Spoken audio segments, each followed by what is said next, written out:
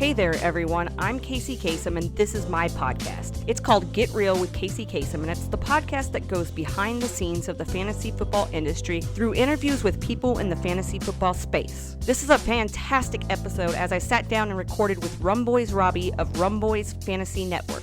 He's been putting out fire content in the fantasy football world and is definitely worth a follow on Twitter at RumboyzR, and that's Rumboyz with a Z. In this episode, we talk about playing football, Sports Illustrated for kids, being a roadie, the Sports Me app, looking like smart guy, and a ton more. You can find me on Twitter at @TheKaceyKasem. You can follow the pod on Twitter at GetReal_pod. You can find my writing with the fantasy footballers at thefantasyfootballers.com. This podcast is a proud member of the DAP Network.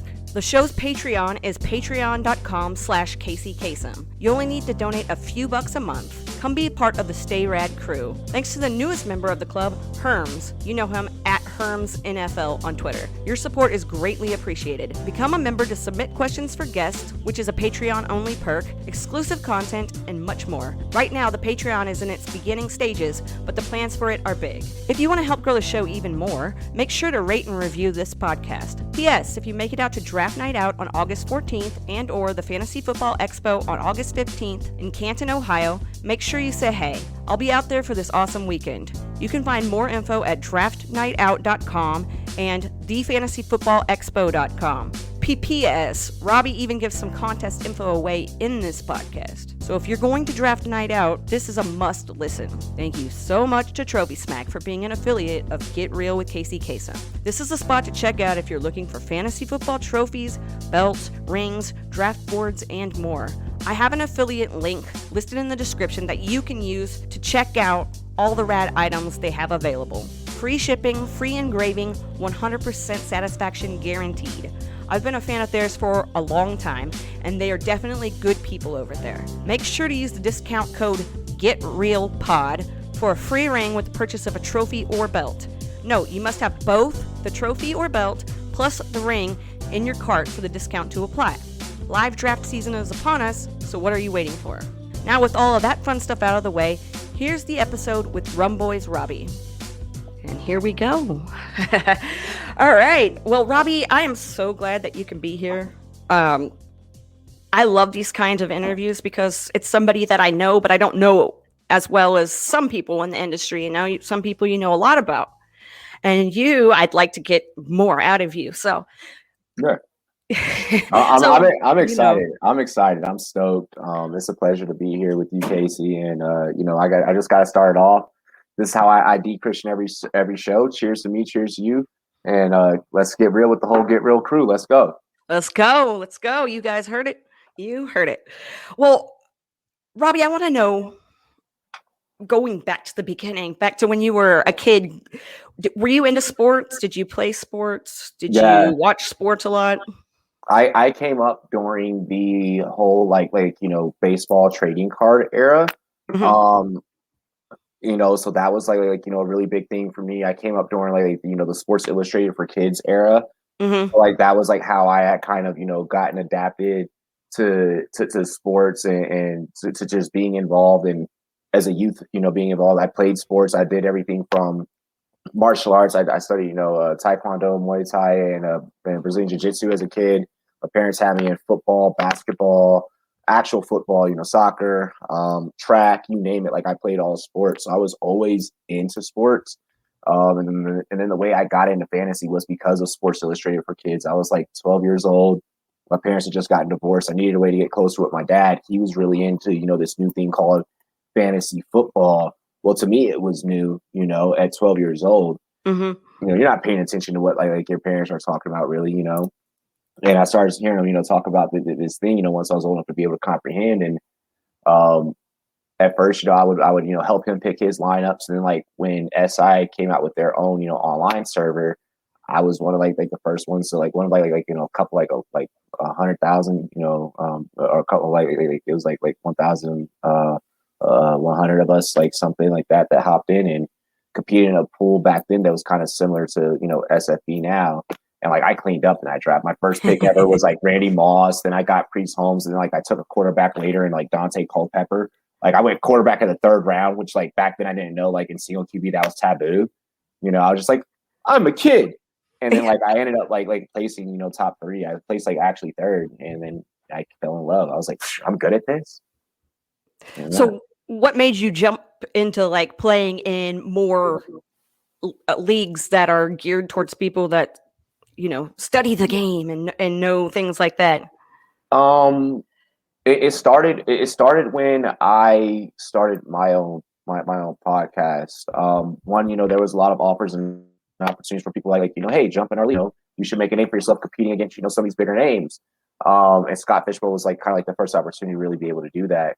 And then like I don't know, I kind of just realized I didn't like a lot of the bland cookie cutter shit that we were getting on, you know. Shout out to my homies at NFL Network. Marcus, you know I love you, bro. Don't hate me for this. You know, but I got tired of, you know, seeing like everybody, you know, suit and tied up, you know, I'm rocking a polo right now, and you know, everybody, you know, just kind of stuffy. And it's like when you talk sports with your friends, like that's not really how you talk. Like, so I wanted to bring something on air and something different to the industry to where like it was more so how we all talk to each other, like person to person, and you know, it kind of worked, and I got embraced, and I started competing against, you know, other analysts, and I started beating other analysts, at least being able to hold my own with other analysts. And you know, back now it's not as big of a deal because fans compete against analysts all the time, but like back then, you know, 4 years ago when I started, it was like, what, you're in a league with so and so, like, oh my gosh, you know. Now it's like, oh, you're in a league with so and so, like that person's in the league with me too, you know. For sure. And you were talking about starting your own thing. How did you get into that whole realm? How did you decide to dive into creating your own kind of brand? So I used to work in corporate America. I used to work for Comcast, NBC Universal. I guess that's how I should start, how I should begin it. I was the number 1, you know, sales and marketing agent in the whole entire Western Hemisphere. Like there was nobody that could touch me. Like if you called in and you're like, I'm going to disconnect my cable today, I'm going to disconnect my internet, I'd be like, no, you're not, Sally. You know, no, you're not, Casey. No, you're not, you know, Chad or whoever, you know. And I had sat back one day while I was at work and I was like, yo, I'm making you guys 1.4 mil a month, not a quarter. You know, a quarter, we're almost close to me myself. I'm almost helping you acquire 10 mil. I'm touching, you know, practically 10 million in accounts. I didn't join fantasy football and join being a content creator for the money, but I did think to myself, why am I making you all of this money? If I'm that talented to make you this much money, I should be talented enough to make myself it. So I got fed up. Me and my homies, my former business partner Ty Boogie, and a couple of our homies, Bears Washington, were playing one night back in 2018. We got into a heated debate. That heated debate turned into a very long, drunken night of calling off of work the next Friday morning, of a lot of special plants that were rolled into things, a lot of Cuban cigars, and there used to be this special bottle of rum of Captain Morgan. It was a Captain Morgan private stock. I always forget the year. I think it's like 1867 or something. The bottle, the way that the bottle was made, like manufactured, it looks like it legitimately fell off a pirate ship. Like it has a little handle that you hold with one finger and everything. And Tyler, he's sitting there in his, you know, his robe, you know, his huge robe. He's holding his, you know, beautiful pit bull. He's got a Cuban cigar on the back porch. And I look at him and like he's like crouched down and like he's doing like this cool little pose thing. And I'm like, at the time, Kevin Hart, who's an entrepreneur that I admire, you know, from like a comedy standpoint, you know, and all the different things that he does outside of that he had the Plastic Cup Boys movement. And I was like, and I was looking at him. I just got done watching, you know, the Plastic Cup Boys special the other night. And I was like, we're the Rumboyz. I'm like, this is our angle. I'm like, this is the only thing that we drink. You know, we have fun. You know, we're going to curse. You know, we're going to do all these different things that are so raw and so different. Like 4 years ago, like I said, like nobody would never approach fantasy football with this type of mentality. You know, 4 years ago, it was, you know, who you write for, you know, the footballers. It was, you know, the fantasy football show. You know, CBS has their podcast, and it was just all the big names. Mm-hmm. And then here comes just this disrupting force of like, you're allowed to do that? Like, you can say that? Like, you can say fuck on air? Like no one's like gonna like no one's like, yeah, you might get a little ding on YouTube, but you know, as long as you don't say too many of them, but like, and then it went from just the general consumer, the general viewer watching to other bigger entities watching, and then bigger entities being like, we want to bring you on to our stuff, and you know, we want to bring that energy, but of course you can't say, you know, certain things you say and do to, but we want to bring you on and have that personality. And it just blew. And that's the most beautiful thing, is to be able to be yourself and get accepted. You know, that's dope. Like, because when I started, it was a hard road. It was like, what are you doing? Why are you doing that? And it wasn't like to have like a gimmick or anything. I was speaking to Real Deal Fantasy HQ, and he'll appreciate me saying this. Like, I was speaking to him candidly on the phone, and I'm sure I'm allowed to say this. And I was like, bro, I thought that was my gimmick. I thought that, you know, the whole Rumboyz thing was like going to be my gimmick. In reality, all it was just me being myself. In reality, you know, if I'm having a bad day, I let my audience know, yo, today Robbie's dealing with some dark clouds, but I'm here to give you the best content and make sure I distract you from your personal problems, you know. And it just worked, you know, not trying too hard, not trying to be like, yes, I'm a fantasy analyst, but no, I'm not a fantasy analyst. I'm a human being. And I'm gonna make sure that you know. Were you ever worried that like doing that kind of thing might not take off? Hell yeah, and I'm still worried. But you have fans, so I want to know.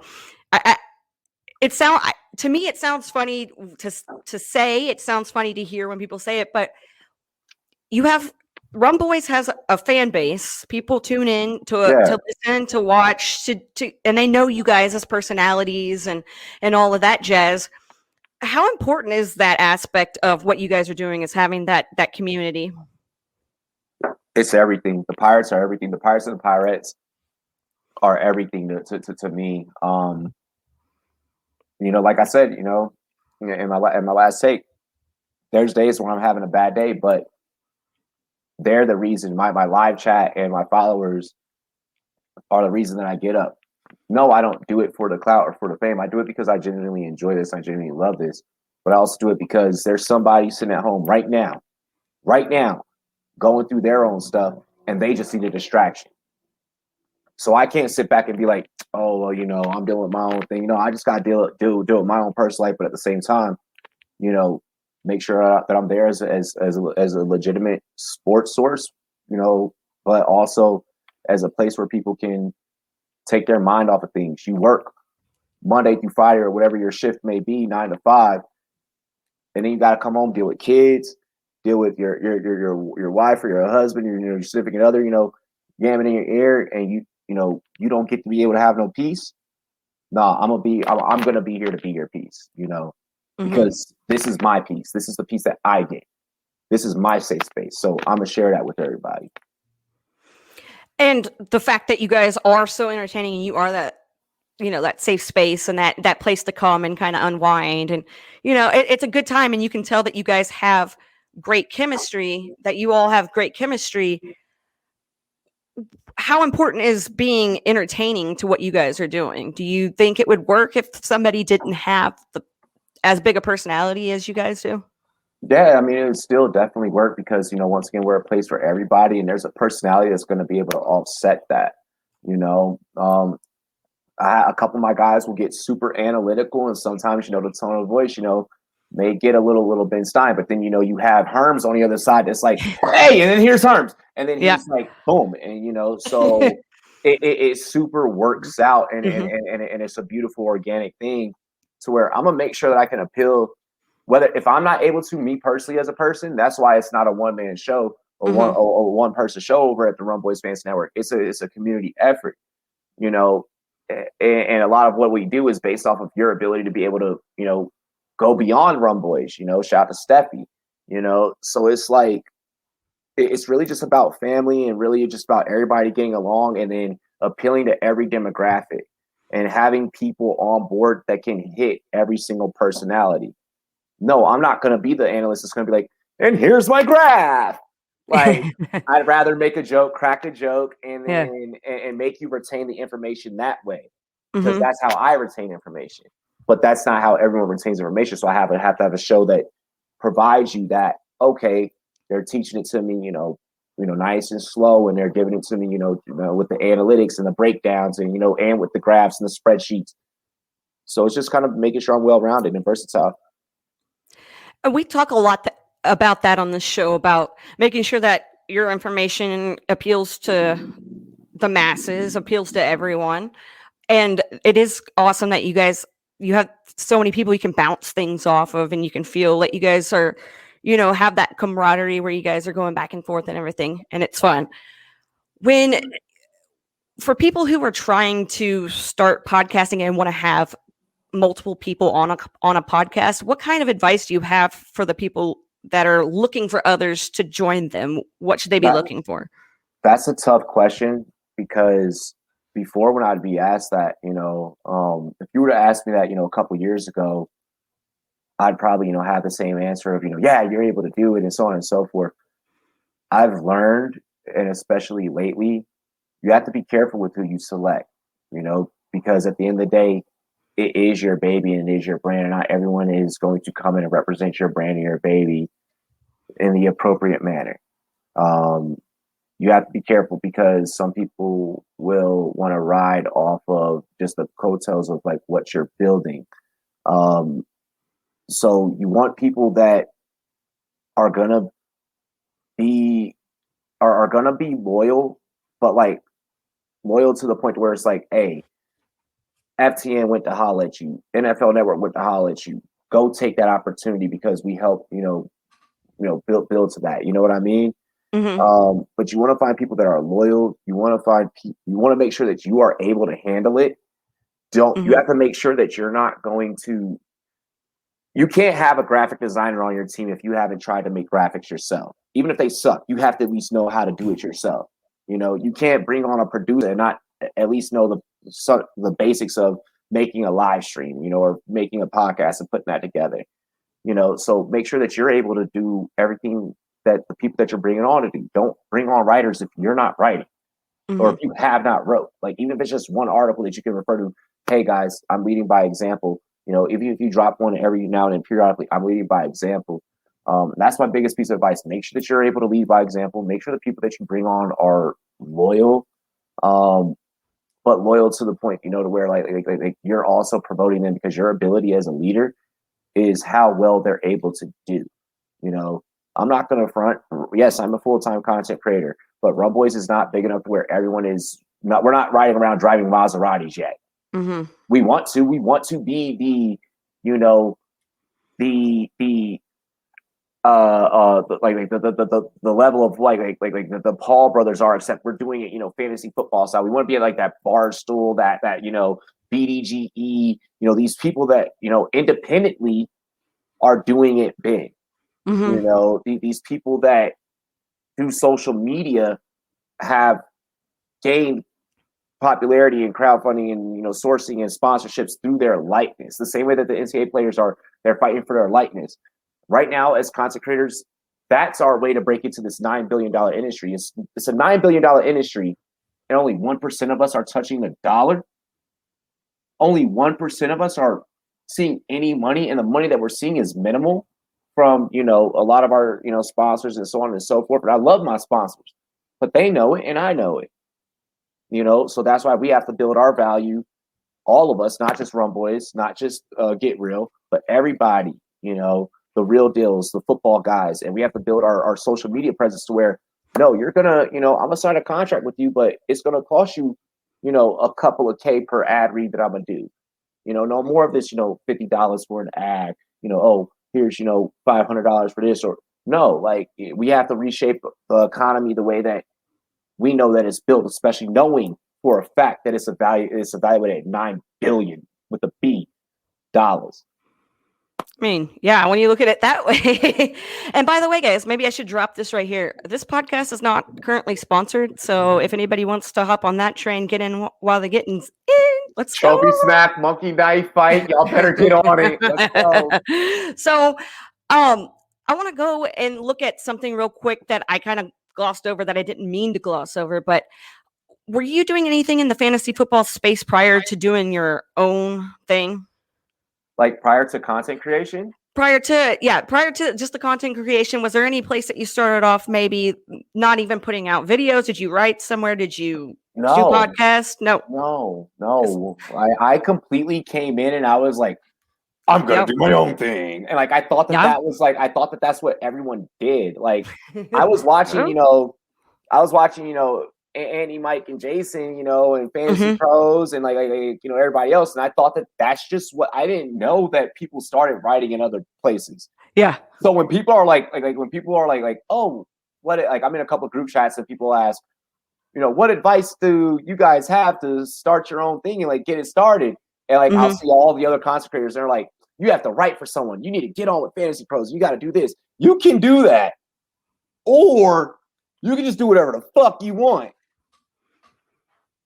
Pick or choose. I mean, and that is good advice, because when I first started out, I had been in the community as a fan for a really long time. Like I've been on Twitter for a long time, and I was a fan for a very long time before I even started writing anywhere, because honestly, I was just having fun talking about it. I didn't even know about podcasting and YouTube and all that jazz. I was just doing the writing stuff, got on that way.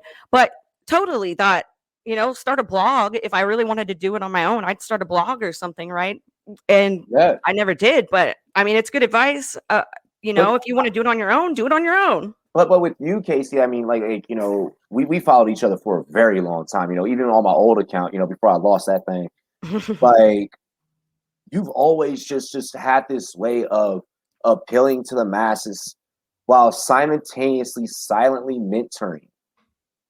And that's special. All the questions that you're asking me, a lot of shit I've learned from watching you. And I told you, backstage before we even went live, we were in the green room. I was like, I'm nervous, because I put you up there with, the Pats and the Marcuses and, the Joe Pisapias and the Stepmom Laurens and such, to where damn right I was nervous, and that's okay. And that's humbling to know that I don't view myself at that point right now. Like other people, like when you use the word fans earlier, I don't see that I have fans, like I know that I have fans. Yeah. Like I'm aware. It would be so disrespectful to them to be like, well, you don't feel like we're fans. Like you're fucked up. Like, no, like I know that they're there, but I don't consider them that. Like I consider them community. I consider them, fam, it's just so different. Like, I don't know. So like you've done so well, like at just guiding the industry and piloting your own way. And people follow that. Tons of young female creators have followed that. That this podcast is about you, not about me. I'm sorry. We're getting real though. Like we are getting real, and you know what? I appreciate what you just said, because that's like my favorite thing about this entire industry is being able to help people out, because we've all started at the bottom and trying to get to the top. And if I could help get somebody there faster, if I can help people get over their fears and take the plunge into being a part of the community, then I'm going to do that. And that's what I want to do. And so to hear you say that, that's awesome, because that's why this podcast exists, so that we can hear stories from people like you and other people in this space who, put out fire content. And doesn't matter if you're a big guy or you're one of the smaller, fish, it doesn't matter, because we are all in it, doing the same thing, doing things we love. So thanks for all that.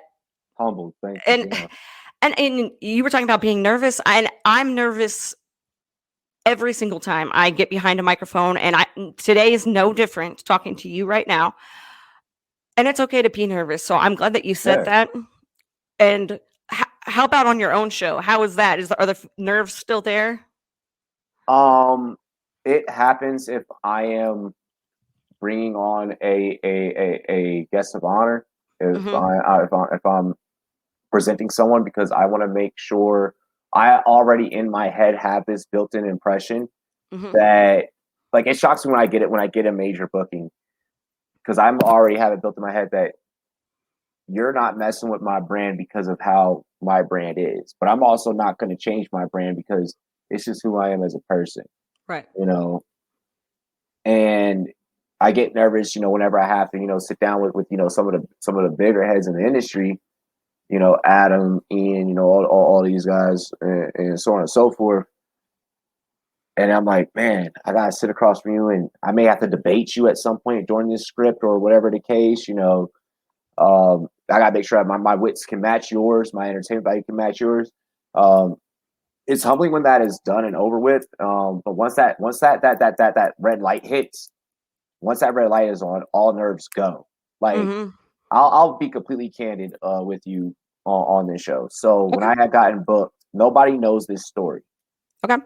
When I had gotten booked for the NFL Network podcast, I treated that as if I was actually about to be live on TV for NFL Network. When I tell you, for Marcus messaged me 4 days before, for the next 72 hours, I am legitimately Eminem, Mom Spaghetti, just like, yeah. I am like my girl, she's like trying to calm me down, she's like, you got it. And like in the day of, because I come from Southeast DC, to do what we're doing and to be doing it independently, and even just to have a little bit of recognition, a little bit of validation.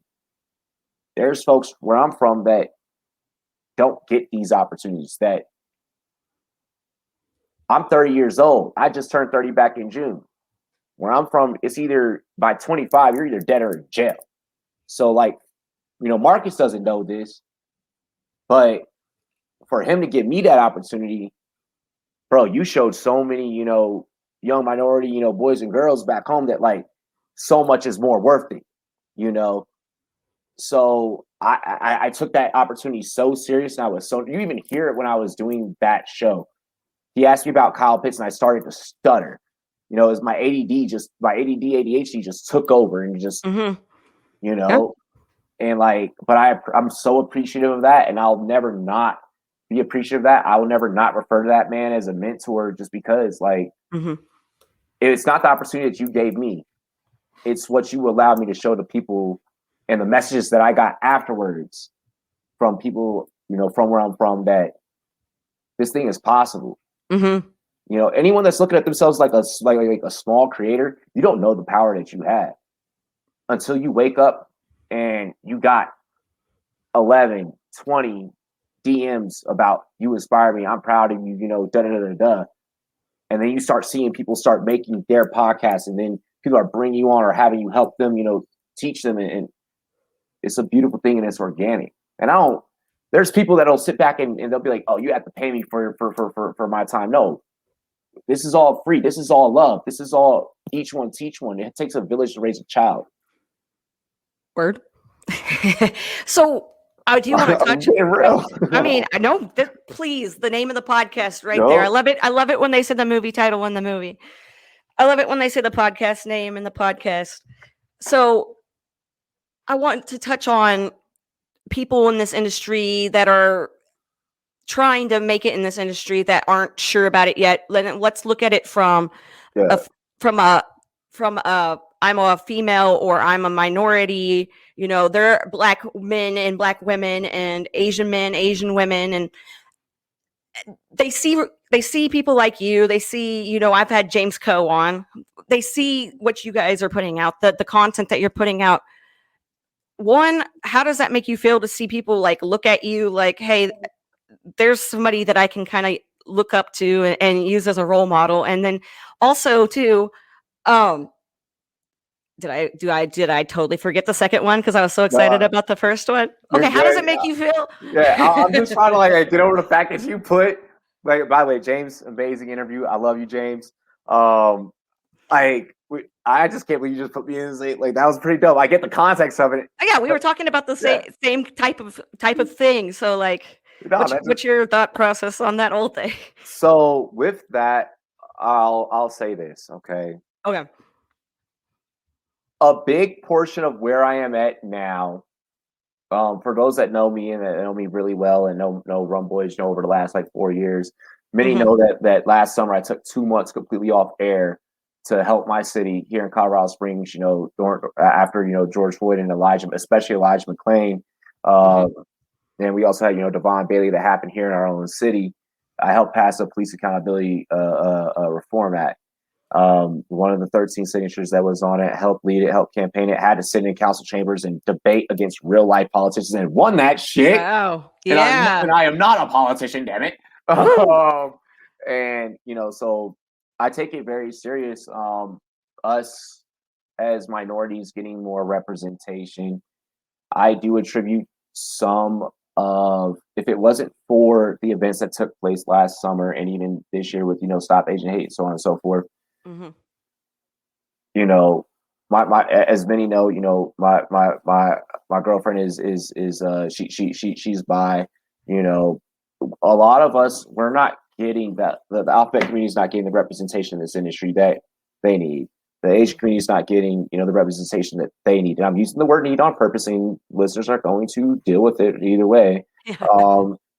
The Black community is not getting the representation that it needs. The Latino community. So now we're starting to see all these creators. We're starting to see the La Familia Fantasy Footballs, do it big for the Latino community. Big up mi hermano, Jorge. Hey, papi, dale. I see you doing your thing. Salud.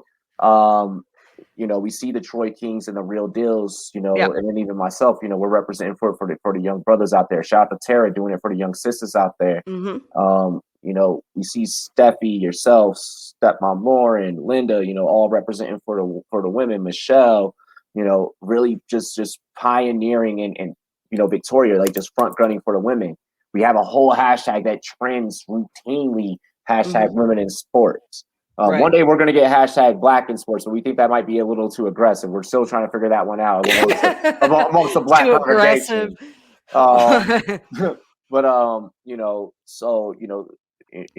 Hey, shout out to the homie, on the film, Damian Parsons, Felix Sharp, all those guys. On the Asian front, you got, James Coe and the GMM Network and so on and so forth that are doing these things. There's representation. So when people, Samantha Prevey, Action Network. So when people like to use, and when I interviewed Samantha, she said it perfectly. The market's oversaturated. No, it's oversaturated for you, bruh. And it's the same people that are complaining because all you do is sit back and drink IPAs because you ain't got a expanded up palate and you got the same long ass beard as everybody else. Like, I'm jealous of the beard, though. I am jealous of the beard. I'm former military, so I can't keep my shit too long. But the hang time messes with me. I'm like, I can bite this thing. I need to trim it. Yeah. But no, just because the industry is not what it looked like 4 years ago, and this is where I do take a little bit of pride. They do say pride is the devil. Shout out to J. Cole. Amazing song, by the way. There you go. It is. But I do take a little bit of pride in this. 4 years ago, there wasn't a Rumboyz. Once, we kind of did our thing and that broke the mold. It was, these things are acceptable and these types of people and these types of personalities are acceptable. Then everyone was like, boom, and I love that. And I take pride in being a part of that movement.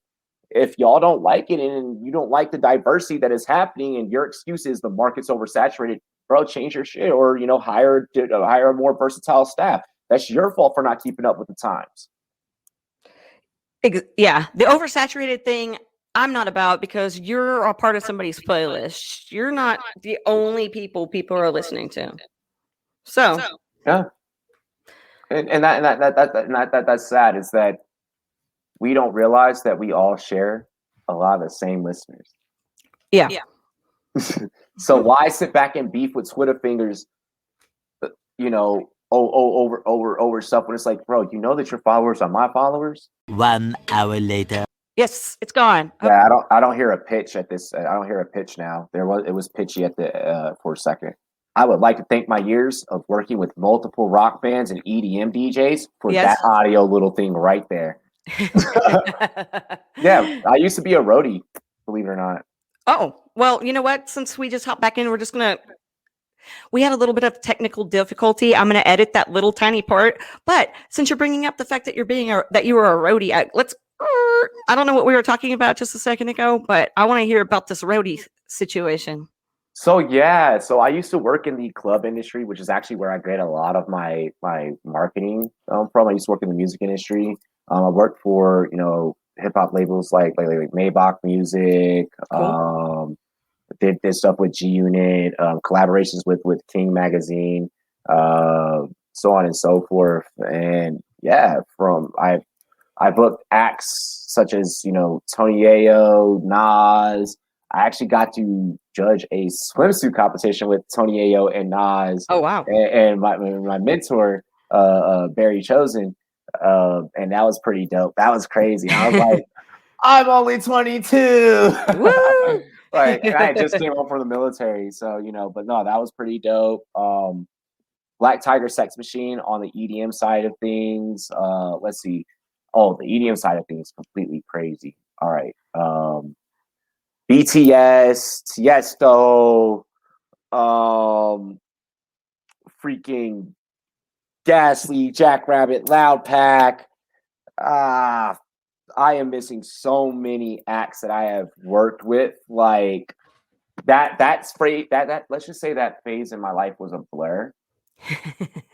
And all I knew how to retain was the marketing side. Mm-hmm. I don't, and obviously how to hook up audio equipment because we're doing that now. But yeah, like that was a crazy time period in my life, and like that really helped train me for like the fantasy football industry. I'm not saying that everyone should go and be a tour manager and a roadie for a little while, but it helps. Yeah. And it's a crazy life. Like it is great. Yeah, I mean, I remember being, young in my 20s and going to concerts and, all the homies that were hanging out, the merch guys, the roadies, all the, the homies. So, memories. I remember we had my homie DJ Chubb. He was opening actually. He was opening for Keys and Crates, and he was like, he's looking at Keys and Crates set up during sound check, and he goes, "Get rid of my CDJs and break out like his actual turntables." He's like, "Go get." He's like, "I need you to drive to my house, fucking 45 minutes down the highway in Virginia, and I need you to get all my equipment." So like, I literally pack up crates, and for those that are old enough to remember old school like scratching like vinyl, this is a lot of stuff. Like this, it is heavy, and. When I tell you that was one of the most sickest sets, like Keys and Crates were dope. Like I love the homies Keys and Crates, and actually Foster Thomas was on that show too. Oh, dope. Yeah, and when he opened, I was like, I don't know how they're gonna like compete, like how they're like. Well, I mean, of course, like Foster Thomas and like Keys and Crates, like obviously like killed it, like their few acts, but like y'all are on hard drive, like. Come on. Homie's reaching into an actual freaking basket. Like you remember the crates that you cut the bottom out to make a basketball hoop? Yeah. Yeah. I do remember those. Yeah, I do remember. Pulled out records. Oh, dude. Let's sorry, I'm picturing that in my head right now, and the whole back in 20 and that's like in 2012 2013 like 2012 2013 like we were like playing like Bonnaroo and shit, like oh god. So how's your hearing? I was also a grenadier, a 203 grenadier in the Air Force. Okay, so not that great. Not that great. You just pile it on. So I want to go back real quick. I want to talk more about your fantasy network, because there's multiple sports that you guys cover. It's not just like football. You guys cover like everything. So what made you decide that you wanted to expand and not just be stuck in a box? It's exactly what you just said. I didn't want to be stuck in a box. My biggest fear is being pigeonholed. Mm-hmm. And like I'm way too. This is gonna sound super fucking arrogant. Like people are gonna be like, "How could this guy say this?" I'm just way too talented to only do one thing. I have a passion for more than just football. Mm-hmm. To only do one thing, right. Like I said in the beginning of the interview, my parents had me in every single sport. Like I used to kick people in the face in tournaments, like to get a trophy. Like, come on. Yeah. And so like for those that are like, whoa, that was violent. Like it's like, let's chill, okay. Like I said, I did karate. Like relax. Yeah, right. It was just a safe. People sign waivers for this, okay. I didn't sign a waiver to be on this podcast. Whatever rum was consumed, it's been consumed. It's all good. But no, like, so I mean, I just had a passion and love for everything, and I wanted to share that with everyone. I understood that when it comes to fantasy and betting and wagering, people like to pay their bills any way possible. Like when you're gambling, let's call it what it is. All right, when you're gambling in the hopes to get an ROI. You're playing for ROI. You're playing for return on investment.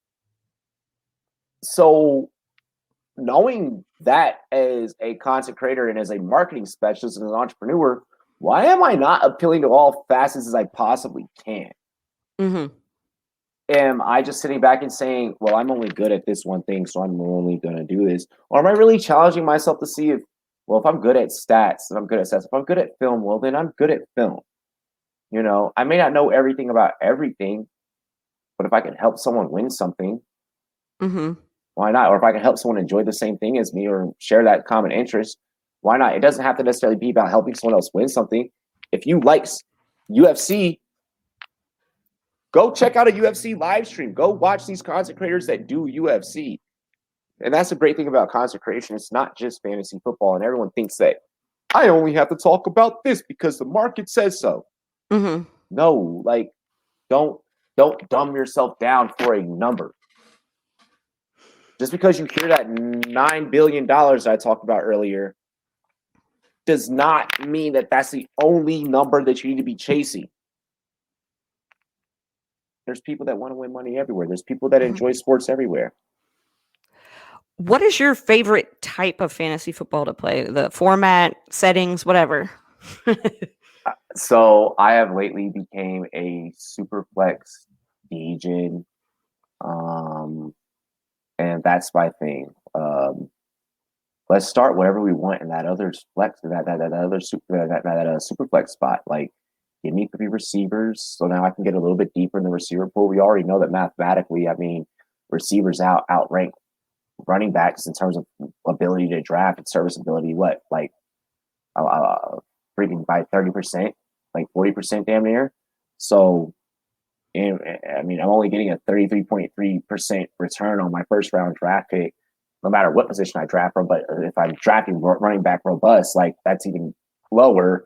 So, I mean, by the numbers, give me as many opportunities to possibly win the game, as much of a mathematic possibility to win the game, and super flex, you know. I don't really care. Like I like super flex leagues where it's not tight end premium. But here's why. Okay. I feel like tight end premium enables my competition to handicap their teams. Like I like playing very fair competition. If I'm in a tight end premium league, I know that you're gonna go and you're gonna see the 1.7 score, the 1.75 scoring for the tight end, and you're now gonna reach for one of the big 3. I now know that is 3 teams that I can now get an advantage on other positions. Fantasy football is about your total team points, not your one specific damn position. Why am I going to count on one position to try and win me the whole thing? And if that position now gets hurt or goes down, now I'm really depending on everyone else to pull their weight just to get to a trophy. Why not just avoid that in the beginning? And if I need to trade for that later, I now have value to do so. And it now makes it easier to trade for that. You know, hey, that guy's not looking too hot for you. You know, I think he can be better on the back end of the season. Let me, you know, sell you this to acquire that. He says, as I just changed the Fantasy Footballers Rider League to a tight end premium league because I won it last year and I was allowed to make rule changes. And, well, there you go. So. I don't want to be able to sit back. I'm a very, when it comes to competition, period, I am a very like psychotic, sadistic type of person. Like I need to have the competition be as fair as possible. I cannot win or lose without saying that like 100% everything was left on the table. Like me, and I was also a psychology major, you know, in college. You know, shout out to the community college of the Air Force. Like I can't feel like I got over on you. And tight end premium to me, because of the way that I think about probabilities and mathematics, makes me feel like because of that top tier, the Kelsey, Kittle, Waller guys are. It's either to me, it's a 50-50 toss where it's like it's either your competition or you're not. And in my, history, it's usually you're not, because I stack up on so many other pieces that it makes up for the 1.75 that you're chasing for a season-long trophy. Or either I now trade you something to now acquire that, and my team is now still a beast. And now I now have Kelsey or Waller on my team for the rest of the season to go and chase a trophy. And I still have all my other pieces with only sacrificing what you feel looks good and comparable. I'm speechless. I'm sorry. When it comes to fantasy, good. I'm a big psychology person. You know what? And that's cool. That just shows that there's like a whole bunch of different people in this whole entire community. We think differently. And that's why it's cool to be able to, like you said earlier about your listeners and my listeners, the overlap there and all that jazz. Yeah. So, it's cool. There's people that are like anti-kicker, and I'm like, I'm not leaving money on the table. That's a part of football. I'm not gonna be like, oh, you're not a part of football in my world now. Like, I played football. Like, I played semi-pro. Like, I played all the way up till age 28. I just hung up my cleats 2 years ago. I can't act like a piece of the game that I love and play doesn't exist. I also love betting, so I have to marry the two, I feel like this podcast is going in the wrong direction, where I'm starting to go backwards into your life instead of starting at the beginning and going forward. But I want to go back because you're bringing up some stuff. And no, it's cool. It's kind of like people are going to be surprised because they're not going to know that like the beginning stuff is happening right here at 40 whatever minutes. So you brought up that you were in the Air Force and that you also did college while there as well. Yeah. So how long did you do that, and what was what was your experience like with all of that? So I was in for 2 years. Like the actual military blows,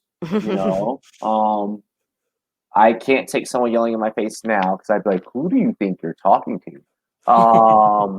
But the off time was really enjoyable. I got to travel a lot of places. I got to see a lot of things. I deployed. I hated that. Went through things, dealing with that. But I mean, ultimately, I got to pursue. It started off with criminal justice. They lock you into your degree is whatever your job is.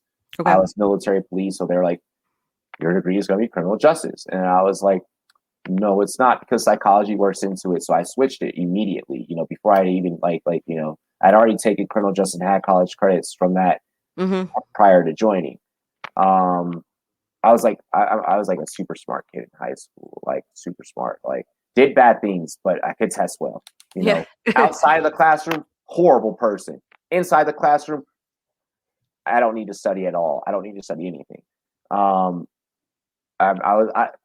People used to say I look like Taj Mori from Smart Guy. Remember that in the 90s? Oh my gosh. Smart Guy. Yeah, look at my ears. Oh, we're going to call you. This is what Taj looks like when he grew up. He's right here. You see my big ass ears? Yeah. Okay. Yeah. I don't really see it, but I can see why somebody, okay. Yeah, without if I didn't have the facial hair, like when I was little, we'll be able to clip a baby picture into this. I'll send you a baby picture and we'll clip it into this. Like, you look like somebody to me right now with your glasses. I've heard Ludacris. I've heard if you had tattoos, and dreads, you like Wiz Khalifa. I've heard so much. It's incredible.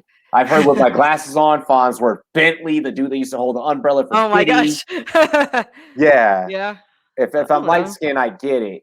But yeah, no, I switched from criminal justice into psychology, and then psychology while I was still in the military, and then outside and once I got out of the military, I studied at Nova Community College for a little bit in business marketing. I got my associate's in psychology while I was in the military, and then business marketing. I completed once I completely got out. So I'm a double AA for no reason. It means nothing. When you're poor, you can use those degrees as a fucking blanket, and that's as much as it's going to get you. I mean, you can get a landed job in your career field, but it's super hard. Most people don't. But I say this and I bring it up because that's what I did, and it's nice to be able to apply them now. I had to do what I love in order to apply them. Yes, I did, sales and marketing for Comcast, but I hated that because then at that point I was like, so now I'm just using what people taught me out of some book just to read people and like sell them things, and this just feels dirty. I need to shower every. I mean, you're supposed to shower every day, Jamar Chase, but he's gonna hear that. Somebody's clipping that. Clip it, guys. You have a big enough fan base where someone's gonna clip. Somebody's gonna clip it. We'll see who's listening. I mean, we'll see. Like, tag you in it, but players have told me worse, so it's okay. Maybe we'll talk. This segues into a question about showering. No, but for real, I got a question for you. This is like a great segue. It has to do with rum. So I take a shot. Let's go. Yes. Take your shot. Yes. So in the 1800s, okay, I read this on multiple websites, so it has to be true. In the 1800s, some people used rum in the shower in place of what? What were they using it as? In place of shampoo? Yes. Do you know what it was supposed to do? Was it supposed to add scent or nutrients? So that, I guess. Cheers. Cheers. So yeah, I guess it prevents hair loss. I don't know. So yeah, yes, get your nutrients and stuff. Yeah. So why do you think right now I put my do-rag on earlier today. But if my hair was out, you would see I'm also Jamaican and Dominicano, so it's an islander thing. But you can see where my head actually my hair will start to naturally lock. I'm actually growing my hair out right now. Oh yeah. I lay it down obviously every morning because I'm I have to be in front of the camera and people are gonna be like, he's a nappy boy. And I'm not T-Pain. Got that reference. So yeah, I lay my hair down. I need my Spanish waves, and that was the rum. My island waves, and yeah. But I have heard that, and that is actually a thing that people do. Yeah. I don't know why you would waste rum, but I mean, you do what you got to do. Rum has a lot of uses. It's a very multifaceted drink. On. We have to say the same thing about, La Mota too, because I mean, I don't know why you would waste, Mary, but you can make clothes out of hemp. Hey, I got you. I got you. Checkmate. Checkmate. He says checkmate. Oh, this is a fun one. Well, we're going to do more rum talk then.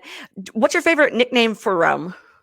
My favorite nickname for rum. I don't think I have one. Probably. I have heard what other people have called it. I've heard it called rum solo whenever I am drafting, because don't tell me the odds of what my team is going to look like and where I'm going to finish, because I'm probably going to beat you anyways. Shout to being 1704 in Scott Fish standings. Oh yeah, I'm proud of you. I'm not proud. I was like, so what? Never mind. We're not going to get into that. My whole division watched the last 3 pieces of content that I made before they all made their next couple of draft picks, and then sniped me. Strategy. I talk a lot of shit, so I was literally on air. You dug yourself into this hole. Well, yeah, I told them straight up. I was like, I already got Tannehill and Kirk Cousins. I'm going after Justin Jefferson and AJ Brown. I was on air for 3 podcasts, all 3 hours back to back, and then they did it. But anyways, yeah, no. My nicknames for rum, I've had it called Robbie's Go-Go Juice. Yeah, that's a nice one. I've had it called, rum solo. When I have rum and Coke in a solo cup, and I'm like, don't tell me the odds about my fantasy football team. I've had so many names. I actually have a couple. There's been a couple of bartenders in the fantasy football industry that have made cocktails off of myself. Like, and Wow. yeah, like we have an actual rum menu, and it's kind of cool. Like we have the mojito, the Admiral. We have like a special type mojito. I can't remember the name of that one. We have the Jungle Bird. And then the rum solo just came up. It just came up with today based off a Han Solo gift that I posted, and that Roto Heat Craig posted, and yeah, so boom. Boom. I like it. I like it a lot. We're having a rum cookbook coming to you guys. Actually, we're actually trying to publish. Like everyone's doing draft guides and stuff, and we're like, we're gonna throw recipes into our draft guide. That is so super dope. Oh, you guys better not steal his idea. Yeah, I'm not allowed to say a lot of my ideas. Like LQ Laquan, shout out to Real Deal Hill. He's like, stop posting your ideas. He was like, don't let anyone know what you're thinking from here on out. Yeah, you got to be careful. But I know. Yeah. So let's talk about that. Let's talk about that.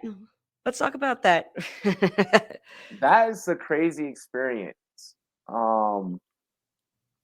So I got brought on to that back in March, and since then I got brought on as a chief marketing officer. Actually, as just a marketing officer, got promoted as a chief marketing officer, and from there I have done really well, and I am now looked at as one of the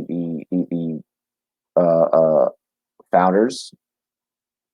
I want to shout out to Jeff. I want to shout out to Derek, Robert, Steve, all the guys. I appreciate you guys. Appreciate you guys giving me creative freedom to be able to run, all of our socials and everything. And that's been a crazy journey. It's really the new way that fantasy football analysts are going to be able to share their thoughts and creativity without it's face-to-face interaction. Like you can do it on Twitter, but why type it if I could be face-to-face with you? Do it in 30 seconds. I could be like, hey, Casey, I'm really stuck. I have Nick Chubb, this week, but damn, like this matchup that Mike Davis is up against, and I can only really start one of them as my RB2. I have a great receiver, or I'm running a 2 tight end spot in my flex. Like, so I can't do anything there. Do I go matchup or do I go name value? Like, what do I do? And it's a way to where in real time, and once we're going to add pay to engage features, because we're really trying to, that whole stat that I talked about the 9 billion, we're really trying to break that and break that stigma. There is don't take this the wrong way. There's no reason why people should be able to go on OnlyFans and be like, look at me, physically, and like they make money off that, and like we can't be like, look at me, here's my advice, and kind of have that same kind of abilities. So it's kind of like integrating, community, but bringing in gamification, bringing in pay to engage, bringing in a paid marketplace to where, the points that you earn and that you win will eventually buy you goods, whether those goods are a pair of sneakers, an autographed jersey, a feature with, a high quality guest. Right now we got Andrew Wiley, offensive lineman of the Kansas City Chiefs.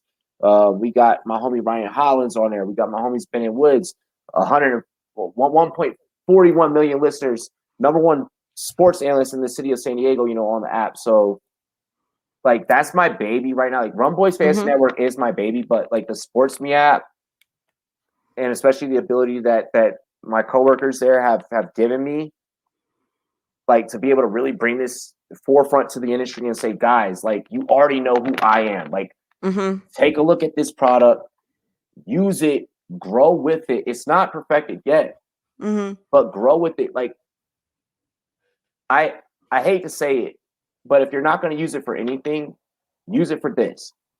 Remember when fucking TikTok started and everyone missed out on it? Why do that again? Why do that again? Why make the same mistake twice? If anyone that's an entrepreneur has ever listened to Gary Vee, you know his story about missing out on Twitter. You know his story about missing out on Uber. Do you know what would have happened if you invested in Uber when Uber first started? And the thing is, with social media, you don't have to invest anything but you hopping on it and checking it out. If we had, imagine the people that got on Twitter when it first started. Look at the people that Clubhouse is now crashed. Clubhouse is now no longer, as of today, no longer invite only. Oh yeah.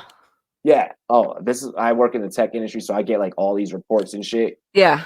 You know, I've never been on TikTok before, so I mean not TikTok. I've never been on Clubhouse before. Yeah. A lot of people have it, and for a good reason, you know. But there's also reason to still utilize it too, because there's still an audience there. But like they're now no longer invite only because they realized they ran their course, but they got their money, and the people that got in on Clubhouse early ate and got a lot of money.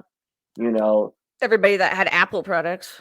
Yeah, exactly. Everyone that had Apple. That's why I didn't get on it. Look, there's this app called, not to endorse anyone else, obviously. There's this app called Locker Room Sports. Not big at all. They're not great. But Spotify bought them out off a proof of concept for $500 million. That's a pretty penny. That's a fucking amazing penny. Now, if you can do that based off of proof of concept, why can't I do that based off of not just proof of concept, but what is also able to be delivered? You know, also what is going to be the ROI once you get that investment. If I can already prove what your ROI is going to be off of developing it by myself, and then now I can bring that to you in a meeting, it's different. You know, so sports meet, we're really just trying to revolutionize what it can really be. And it is something that everyone needs to hop into. I'm not saying that we need you guys to hop in, you know, but like we do, but at the same time, yeah, get involved, because there's, how many times have you ever called into your favorite radio station? You remember being younger, calling your favorite radio station and trying to voice your opinion on a topic? Yeah. And you get hung up on, or if you say a curse word or something, you know? Yeah. Like, let's think about it. Troy King and Real Deal got shouted out on the radio today. Just because they dropped a 30-second video and were right about the Milwaukee Bucks winning the fucking finals. Anyone could have done that. And then anyone could have gotten that exposure. And people are going to be mad, and people are going to say, but guess what? They did they took the opportunity that you're not. They're getting ahead of the curve on something that everyone else is waiting on. As creatures of habit, we try and react as a consumer versus thinking as the entrepreneur. When in reality, in our space as content creators, we need to be thinking how these bigwigs at FanDuel, DraftKings, Monkey Knife Fight, everywhere else are thinking, so that we can get our piece of the pie as well. Because right now, everyone's sitting back with a shit ton of ambition, hoping to be picked. And that's not the way that none of this works, unfortunately. Yeah. You have to make yourself a value. You have to make yourself a premium. You have to prove to a brand why they should fuck with you. Yeah, it's a lot of work. It would be so rad if it wasn't, but you know, I like what you did there. Rad, Rumboyz After Dark. Oh. See, collab right here. Because we got the Stay Rad crew, so you know, we're good. I was trying to drink at the same time, and you. This is why I love. No, this is why I love your content. That was great. Like that's how you host. You make your guests laugh. While they're I wait until you take the drink right up to your lips. That's when you deliver the punch. Boom, and then spit take. Like Tyson, right to the gut. Just just like that. That's how we roll around here. So I want to know, because we're talking about the community. We've been talking about social media, and Twitter is such a big part of that too. Oh, yeah. Obviously. Did you have a Twitter before fantasy football, or did you get a Twitter because of fantasy football? I pretty much got one because of my brand. Okay, so like because of your brand. I had Twitter accounts before, but like I never grew them. Like I would make them and then delete them because I never understood Twitter. Yeah. Fantasy football and Rumboyz Fantasy Network, starting Rumboyz Fantasy Network, made me have to. Once again, I name dropped Gary Vee earlier. If it wasn't for, I'm not one of those people that watched Gary Vee back in the day. And obviously, I don't have the time to watch him anymore because I've applied his lessons. Mm-hmm.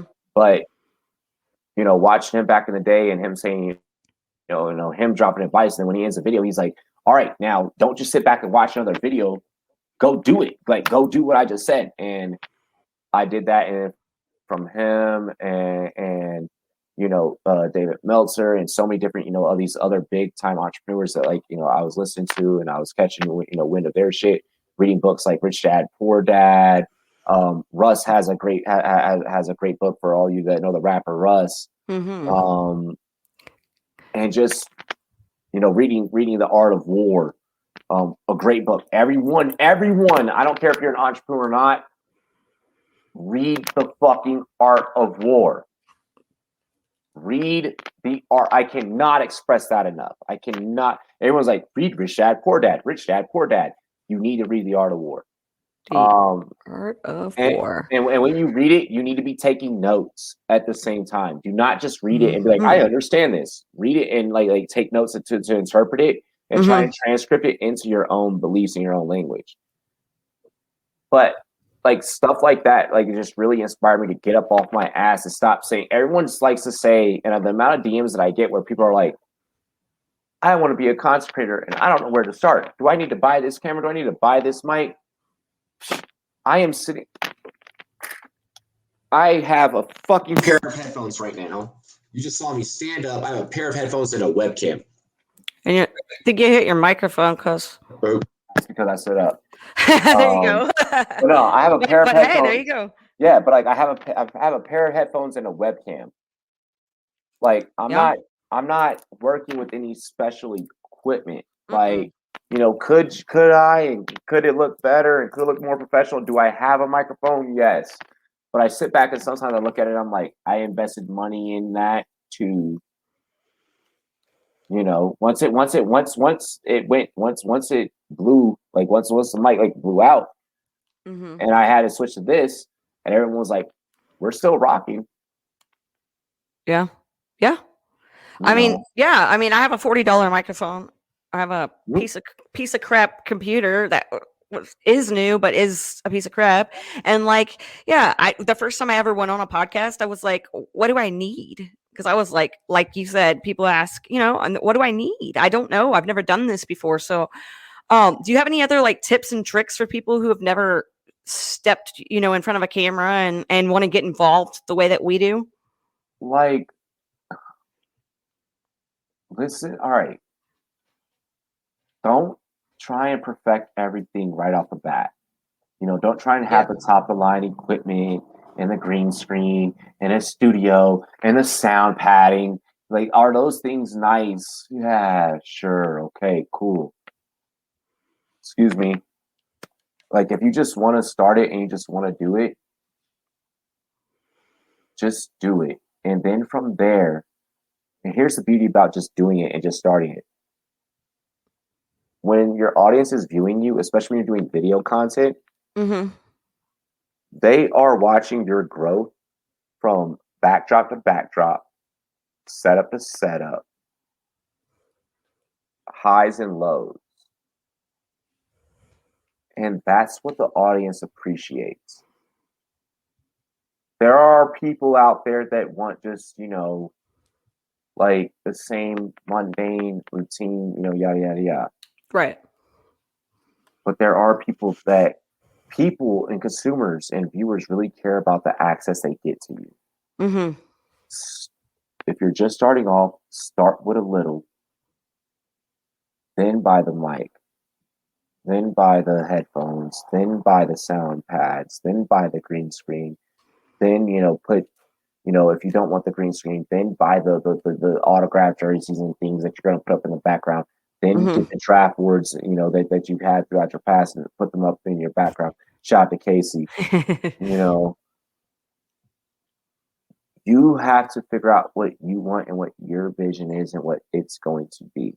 But at the same time, you have to be flexible and you have to understand they're there for the journey.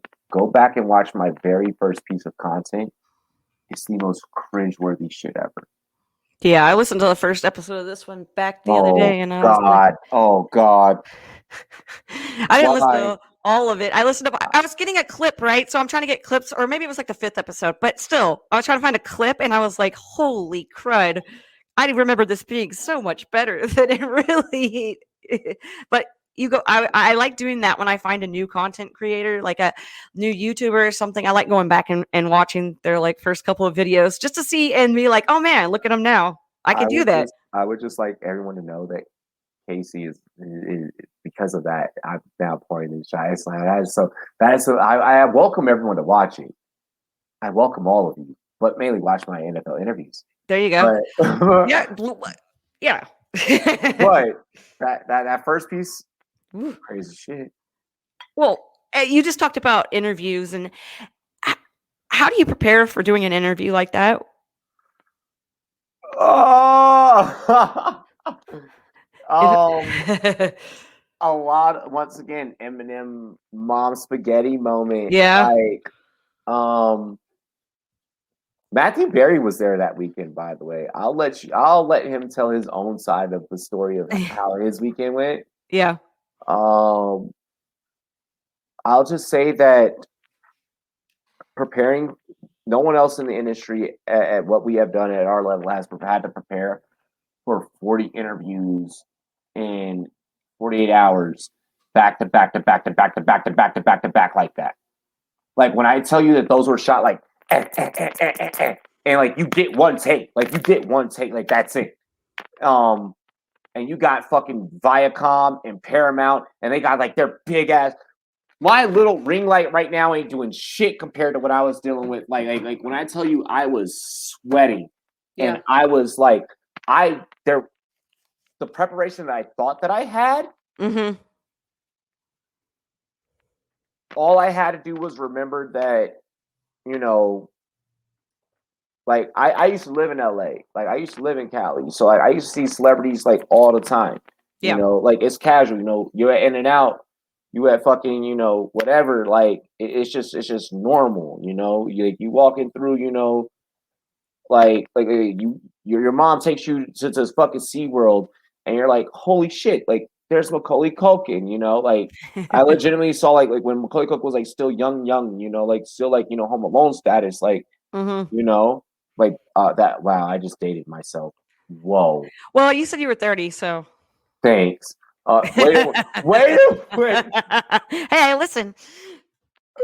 No, hey, for real though, Kacey. When I tell you, like that was so, because I hadn't scouted before unless like it was like really like, you know, high school, like, you know, who's gonna make tryouts, you know, or like you know, Pop Warner, who's gonna start. So like I had to legitimately become a scout, break down, and I didn't know who I was interviewing. So when I tell you I scouted 156 players in 2018 through 2019 to like get to that point in such a short amount of time. And you know, remind you, I had just started as a fantasy football analyst. Like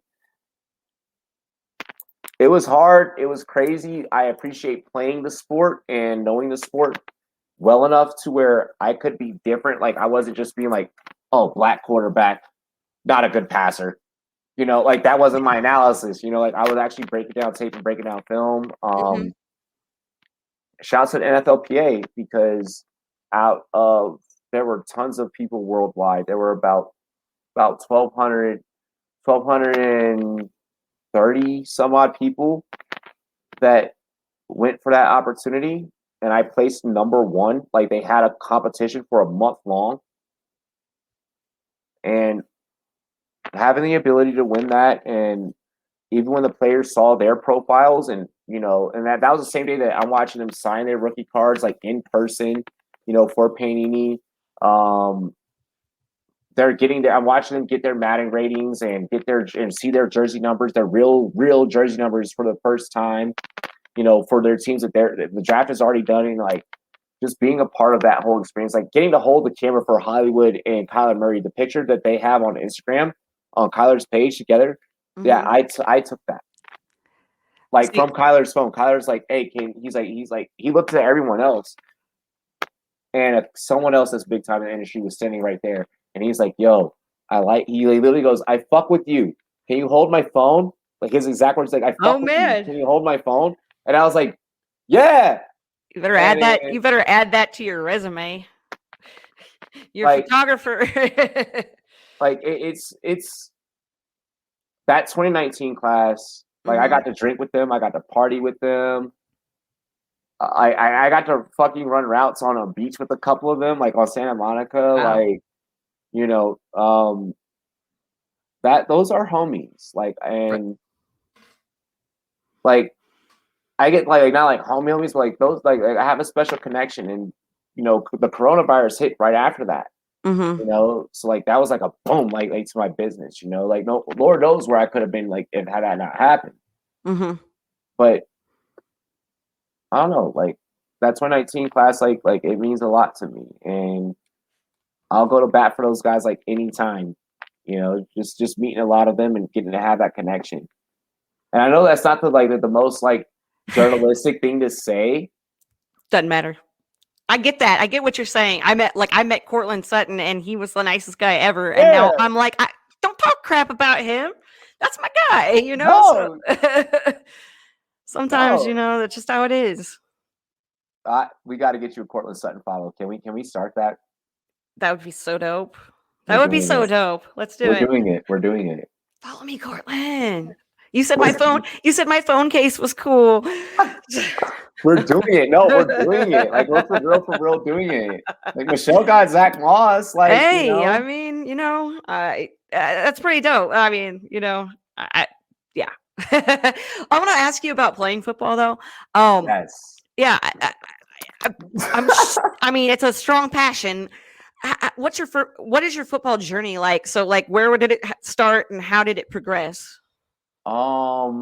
So my dad thought that the smartest decision for me was to start off playing corner. And about like third, fourth grade. I enjoy hitting. But something happened around about 7th and 8th grade when during tryouts I decided I'm gonna try out for receiver. like I was like I want to do something different. Like I did the same thing for about 3 years. I played the same position. Occasionally in pop one of my coach would toss me and be like jet sweep. And I get like those opportunities, which like the same opportunities that I got like even like through high school, like at other positions. But I realized that something was fucked up when day one, 7th grade of tryouts. During tryouts in middle school, they're supposed to be like, it's tryouts. Like there's no pads, there's no helmets. Like no one's wearing it. You're trying out. Mm-hmm. And someone I had broke free on an out, caught the ball, spun, broke the person's ankles, got up towards the safety, and the safety, I guess, was pissed about the play. Okay, I don't guess because obviously he was pissed. And tackled my little skinny ass and sent me across, practically flying. Well, not flying because he was still wrapped. Like he wrapped up. Like he made sure he was like, "You come with me." Like he made sure he was like fatality. Dang. And when I got up and I wasn't hurt, but like I felt good, and I was like, and I looked at him and like I had the ball still in my hands, like and I finally like I got up and I popped up first, and he was on the ground, and he was like, "Yeah, that's what I thought," and he's talking shit while he's laying on the ground on his back, looking up at me, and I flipped the ball and I put it over top of him, and I was like, "Yeah, but I still caught it. What's good? That's a first down, baby. What up?" And then something from there, I was like, I enjoy getting hit. It wasn't the fact that I caught it because I caught interceptions all the time. Mm-hmm. I just dogged you. Like the fact that it was like, and you hit me, like you delivered the punishment. This is the BDSM community is enjoying this story right now. I have a big following. Exactly. like the fact that like I say, the fact that like I knew that something was different, and I had a different appreciation because I had switched. I went to the offensive side of the ball, and that's where my passion grew. Knowing that if the rock is in my hands, and I am the Tutu Atwell. Like I'm that small, and I was fast. Like I was from freshman to junior year. I mean, it progressively, started to get slower. But like my freshman year, I came out as 4'6", 40. Like I was like flying because I'm small. Like my bones were like, hey, like we can do this. And I had no injuries. By junior year, it was like 4.7s.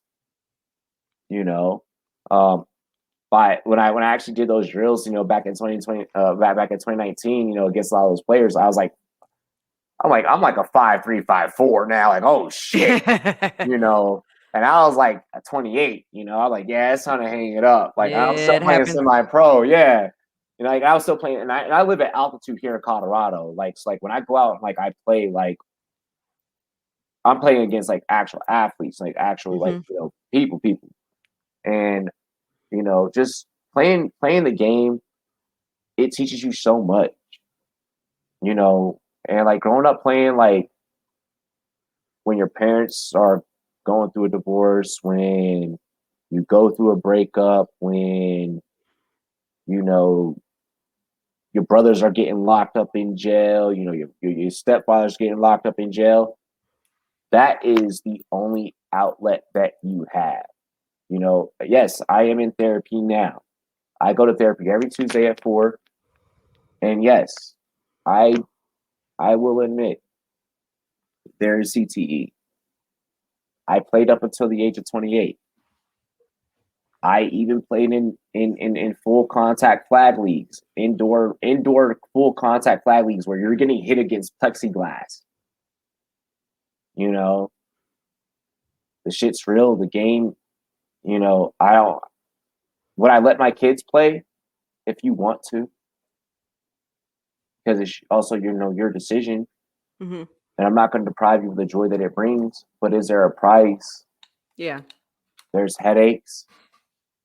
There is anger issues. There is so much, and I just now started learning about it myself. I just started, going through and like, doing the brain scanning but I love the game, and I wouldn't trade now being an analyst for the world. I'm happy that I hung my cleats up at 28 and I didn't keep playing because Lord knows, like I would have probably never gotten checked out, and it can happen in multiple ways. And it can have like it's not always just playing tackle. There are leagues out there where guys just trying to make a living to make it hopefully pro. Like I wasn't even when I was playing. I was just playing because I wanted to play. Like look at me, I'm skin and bones. I was just playing because I wanted to play. There are guys out there that are actually trying to make a living, and in order to make a living, they'll deliver a blow. But hey, I mean, yeah, they're doing what they've got to do, right? I get it. Let's talk about another way that you get your an outlet. Music. Music's a big outlet too. I know that you're a big fan of music. We talked about earlier about being a roadie and all of that fun stuff. What kind of music are you into right now? I'm a big hip hop fan. Hip hop's my first love. I write hip hop lyrics. I write poetry, and stuff like that. I love the occasional rock and heavy metal. Like I'll switch between like classic rock to some punk to some heavy. My playlist is crazy. Like 1 minute, shout out to Tupac Division. We'll be on some Pac, and then the next minute it's like, where did System of a Down come from? Like, why are we listening to Lamb of God right now? Rob Zombie Dragula is like one of my favorite fucking songs of all time. People are gonna be like, "Whoa, the black guy said that?" Yeah, I said that. let's see. During the Hey, you 90s, do. I was gonna say you do realize, guys, that's actually more common than you think. yeah, For real. exactly, yeah. Um, like the 90s, kind of pop era, that's the only type of pop that I'll accept, really. Yeah. Like the new school shit, I hate. But like that early, you are my fire, like that shit was dope. Like because it was just so pure at the time, and at recess you seen that, and you pick up a couple of shorties and you're like, yeah, yeah, yeah, yeah. Feel good about yourself. And music just meant so much different. R&B, I love R&B. Lo-fi on a rainy night is dope. EDM when I was younger and under influences. I'll still listen to it now, but yeah, like my life with music is just as crazy as I am. I'm a Gemini, so you never know what you're gonna get. And You that's why never. What about the Scott Fishbowl? What division are you in? I'm in the Tupac division, Conference 10. Okay. I got sniped heavy. Did you? I got, What was one of the biggest snipes that kind of disappointed you? well, like I said earlier, I mean, I went on air and that. I know, Yeah. I One noticed after that the other. I saw the clock stop, and once I went on air and I made my last pick, I noticed the clock just yeah, and I knew I had known. I was like, shit, they're going back and they're watching this content, and then Justin Jefferson gone. Fucking, I could have pulled off a Derrick Henry, Tannehill, Julio stack. Yeah. But I didn't want to worry about. I know that in fantasy we're not supposed to think about potential injuries. We're just supposed to play. But Yeah. I was like, Yeah. I don't want to. I don't want to triple. I was like, I want to triple stack my Titans. I don't want to triple stack that early. Yeah. Because it goes through your head, even if people are like that draft. It still goes through your head. Yeah. There's still, even if you don't go that direction, you still think about it. Exactly. I I don't was care. like, Don't tell me you don't think about oh man, this guy, he's been hurt before. hurt before, so that puts a damper on. I've already been talking about Saquon. So anyway. Oh, Saquon. Oh God, don't get me started. But so I was like, all right, we went Henry, we went Tannehill. Tannehill's always produced since he's took it over the Titans. We go CEH, we go Kirk Cousins. I go on air and I'm like, I'm ready. I'm like, I'm gonna beat y'all and I'm gonna tell y'all exactly what I'm gonna do. And I did it. I told them what I was gonna do. And Wow. they took Justin. I didn't because I didn't think they were gonna listen because I didn't think that I thought I was a nobody. And I still am not a nobody. I still am a nobody, right? But to them I was somebody. And they took that threat serious. Next thing I know, my phone goes off. Justin Jefferson gone. Couple picks, boom, boom, boom. AJ Brown, the next person they needed a receiver. Actually, they didn't even need a receiver. AJ Brown, gone. I'm like, fuck. I'm like, what do I do? I'm waiting. I'm like, I could go Julio or Thielen. I need to complete a stack. I was like, I have to complete a stack. I already have the Tannehill, Derrick Henry in case Tannehill decides to pass Derrick Henry out the backfield. Mm-hmm. I'm sure there will be some of that, not a whole lot of it. We already know that. Right. So I go Adam Thielen. I'm like, we'll pass on Julio. We'll take Thielen. We're just gonna do it. I go Chris Godwin, something else, da da da. Towards the end of the rounds, I'm like, this Tennessee triple stack is inevitable. I got Logan Thomas already as one of my tight ends, and someone else, and I think I grabbed Rob Gronkowski as the other tight end. I was like, fuck it, Anthony Fursker. We got the triple stack. So I'm big on Titans this year. I mean, per my article on Rumboyz.com. But Titans, please don't fail me. Please be the most fantasy football friendly team of all. I have to do my Buck special, and I'm about to piss off Tampa Bay fans tomorrow. They're gonna hate me. When I tell you, sis, Tampa Bay fans are gonna be like, "Why?" It's just You'll see the analysis. You'll see. It's just the way it rolls, guys. It happens. Sometimes your team's gonna get shit on, but you know. They're not going to get shit on. Okay. They're still getting a passing grade. But it's Okay. going to be the way that I say things. That they're going to be like, we're great for real football. I see. Hey, you know what? That's a great segue into also being talking about real football versus like fake football, the fake football that we write about. Yeah. And the concept that if you're good for it, you know, if you're good for one, you're good for the other. Sometimes that's, you know, not really the case. No. Yeah. So what are your thoughts on all of that?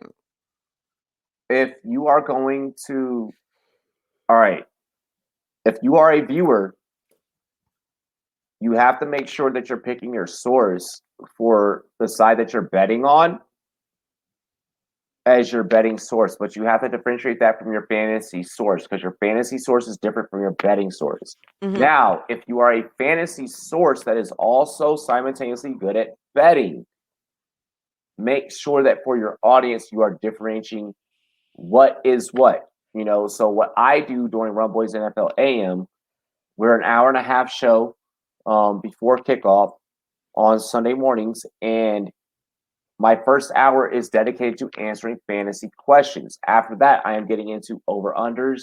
I'm getting into odds. I'm getting into props, DFS, and things of that nature. So just make sure that you have a structure for your audience to follow. And I like the fact that you have over there with Rumboyz, you guys have multiple shows. You have a lot of different, you know, different kinds of vibes going on. And like Rumboyz After Dark, I know is a big, like, popular, like, hey, you know what, we're talking about everything here on this show. But yeah, it's a popular segment, and I know a popular show that a lot of people tune into. You know, I've tuned into it. You know, you see like Troy. You know, you see names pop across the screen and stuff. So, what's that all about? What is it for people who have no clue what that's all about? Or do they just need to check it out? Definitely no. You definitely got to check out Rumboyz After Dark if you haven't. So honestly, with Rumboyz After Dark, just to be completely candid, I didn't know that this idea was actually going to work. Like, it was one of those things where I was like, this is going to work and it's going to be awesome. And like partially through of like filming it, you know, almost like 8 months, like 6 to 8 months through filming it, I was like, it's not working. I was actually about to scrap it. And then all of a sudden it started catching on fire. Like, people started, you know, enjoying it and really fucking with it. And we just became persistent with it. And really, it's just, think of it, first take, around the horn, and the league, you know, the show, like the league, got together and had a fucking menage a trois. And they ended up conceiving this baby during that menage a trois. And that baby is Rumboyz After Dark. So basically, this baby is a DJ that just talks about fantasy sports for like an hour and a half to 2 hours on a Friday night. That's, hey, you know what? Friday nights are like the best nights, so why not? Why not? That analogy is kind of a crazy analogy in a roller coaster. When you were saying everything, taking it but in. once you picture it, it's like, damn, that's art. That's something I need to see. Yeah, it's like, wow, I have fear of missing out now. It's like, I'm gonna get a lot of fancy analytics plus debauchery at the same time. What a beautiful atmosphere. Another thing that's kind of because you look, I have to just go into something else. We can't laugh for 42 hours. People want to hear the answers to a couple more questions. And the question they really have been telling me that they want to know, because you were speaking of fear of missing out, something that people are scared to miss out on is the Fantasy Football Expo. I know this is a big thing that people are talking about as of the last, since it got canceled last year. So what are your expectations? How do you feel? And why is it such a big thing? I'm expecting to sell out draft night out. as one of the hosts of Draft Night Out, host / co-host, along with my sissy, Steffi Smalls, gang. Shout out to Steffi and everything that you're doing, sis. I appreciate you represent that Rumboyz crew, and then you going on your own platform. But I'm excited about that experience and to be able to hold the biggest national live draft party that has ever happened on the face of the motherfucking earth. Samuel Jackson voice. like for real, like even being on this show, like that, like crazy enough within itself. Like doing that and like live and in person, like I'm ready for that challenge. I'm ready to give y'all my energy. I'm ready to hook y'all up with some memorabilia. A matter of fact, Kacey, for anyone that listens to your podcast that will be attending Draft Night Out, get your tickets on draftnightout.com. We are giving away a couple of raffles. You have to be a listener of the Kacey Kasem podcast. Get Real. You have to be a listener of Get Real. And I am going to hook you up with an extra entry into the Rumboyz Fantasy Network giveaway.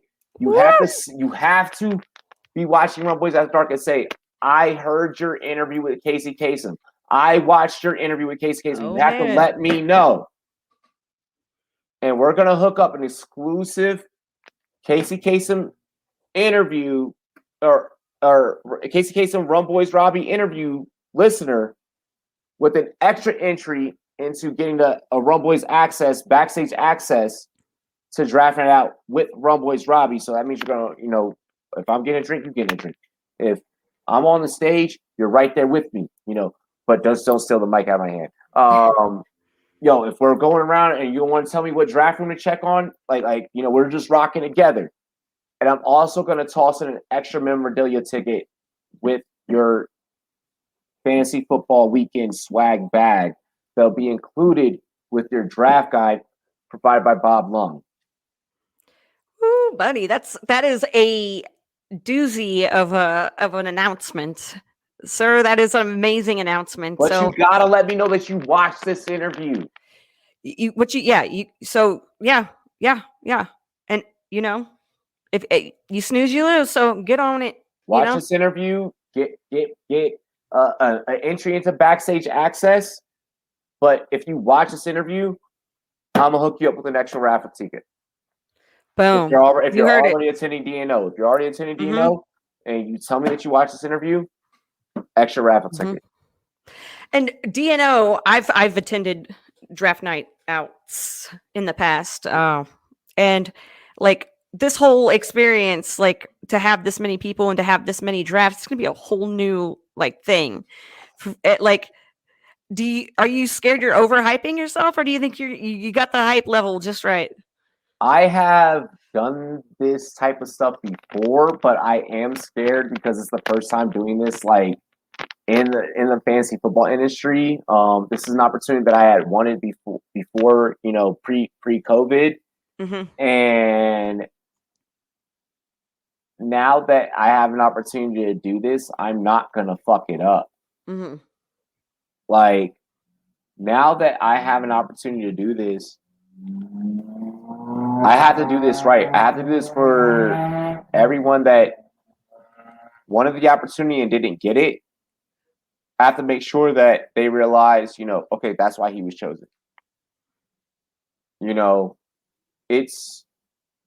the type of person I take anything and everything that I'm given. It's not about me.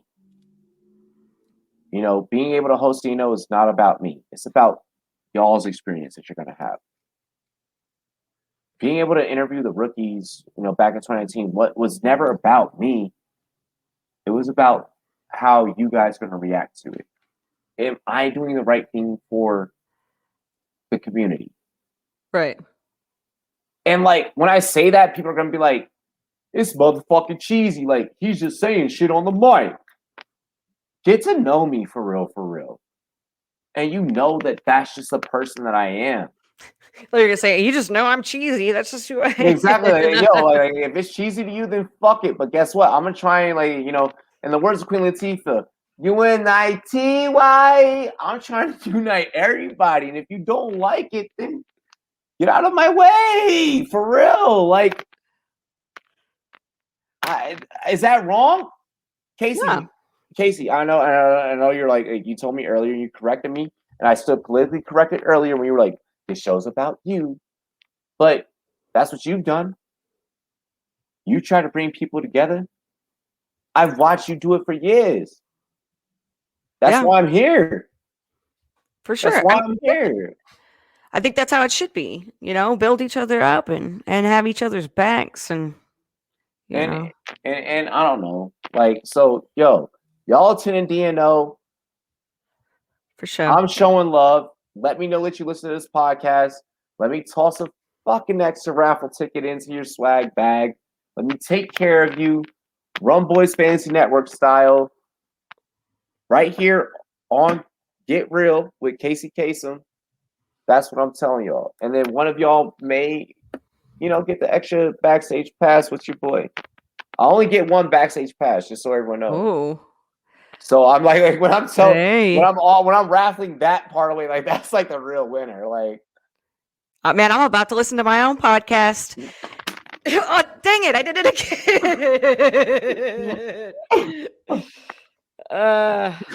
I love this. This is great. Okay, the highest rated episode. That was water that time though. That was water and not alcohol. Like it was good. It didn't hurt. Good. I'm glad. I don't want to do that to you twice. So tell me what you do in your free time. What do you do when I know that your days are very busy, but what do you do when you have time to like relax or at least like do some fun stuff around the area? I'll go out to the field, let the sun hit my melanin and catch a couple of football passes, with my homies. I'm a plant burner connoisseur. And I'll just chill with my babies and take care of them. All right. Am I allowed to say that on here? You can do it. You can do whatever you want. So I'm not your. You're not my handler. Yeah. Okay. Yeah. I'm not over here. Yeah. You didn't sign a contract. Do what you want. So yeah, like I'll chill with my plants and I'm a very mellow person. I like my babies. They're cool. We have a green. Yeah, guys, he's just a green thumb. We've got ourselves a. I know. I'm not a green thumb because someone else like grows them for me. I just gotta check on them, but because I'm an investor, type person. Yeah. Exactly. Okay. Green. We are eventually trying to work on our own runboy train. Honestly. Oh. But we just don't know how we can like all the legality side we can make it become like a whole thing. But we're working on and what flavors we want. But so that's something that like on the side of outside of fantasy football that I've gotten into lately is my cultivation. I eventually want to have my own rum label, my own rum line. Oh.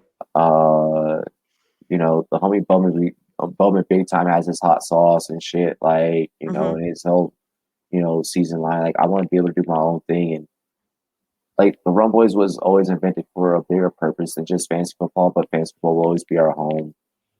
So, I want to eventually, bring my own strain and bring my own rum to the world. So, those are some passion projects that I'm kind of working on. And then also, getting y'all some NFTs, but outside of just really getting those things off the ground, I'm a workaholic, so everything that I do, if I have a hobby that's outside of work, one way or another, I'm gonna find a way to bring that thing back into work.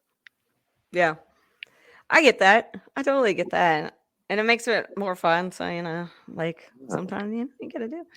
So when it comes to like family life and also like personal life, having a friend group outside of the internet and all that.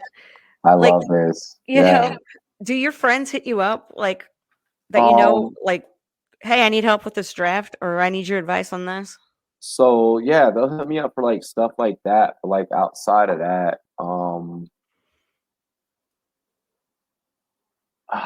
how do I put this without like people taking it like the wrong crazy way? Um, my friends, because of how I came up and how I grew up, my friends that were close personal friends began to hate and began not like me. It wasn't that like I never brought work, to them or talked about like whenever they would talk about their jobs or work, like it was like I can't relate to that no more. Mhm.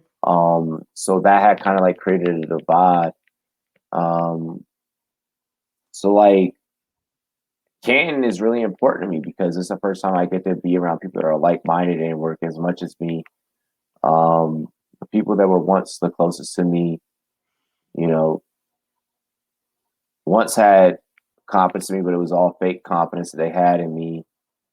And now I really just see their true colors because I'm on shows like this, like that fucks with people. That like when you do certain things, like I'm not gonna sit back and be like, no, I'm not gonna go on Get Real, but because like people listen, people listen, you know, like I'm not gonna say no, but I know that every time that I do something that elevates myself, it comes with a motherfucking consequence. And it's a gift and a curse. Like Jay-Z has a whole album called The Blueprint, Gift and a Curse. I'm accepting of that. I'm okay with it. Well, your internet friends, my internet friends, your internet friends, they're kind of the same people. And Yeah. and no, it really is cool to be able to have a friendship with people that are like-minded, and I don't have any friends that I can talk to about this kind of stuff, and to be able to talk Oh, to all of you guys about this kind of stuff is like the dopest thing ever, right? are you a black sheep? N- Not really. So I am. Okay. So when someone tells me that they enjoy my shit, like Hmm. that's an immediate impact. Right. That's you those simple words have now shown me more love than I've ever felt in 30 years. So it's completely different, Like, and that's where, yeah, I'm gonna roll the fuck out of bed, no matter what I'm dealing with, to do this. Because there's someone out there that needs it. Yeah. For me, it's not that someone needs fantasy advice. For me, it's not that someone needs my presence. For me, it's that someone may need my presence because they may be feeling how I'm feeling.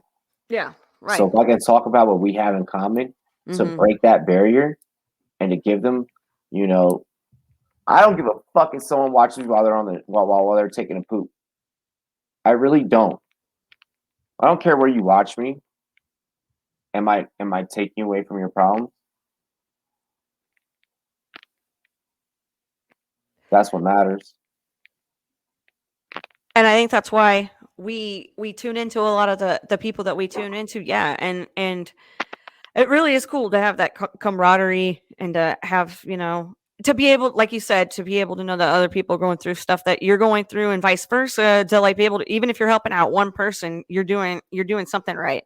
So it's really cool to be yourself too. And like you had been talking about, like you like it or you don't, this is who I am. And exactly, like, be yourself, you're going to attract like-minded people. So Like, and I know I said it earlier. For you, for you, I asked that my Lauren about, even work with me, she'll tell you like, Robbie, super professional, da da da. Like, to work with, for her to be a mentor, for Marcus, for Pat, for Joe, Joe Pisapia, mhm. Jake Seeley, like for all of you guys to be like, yeah, you're obviously different. Like it's obvious. Like it's super fucking apparent.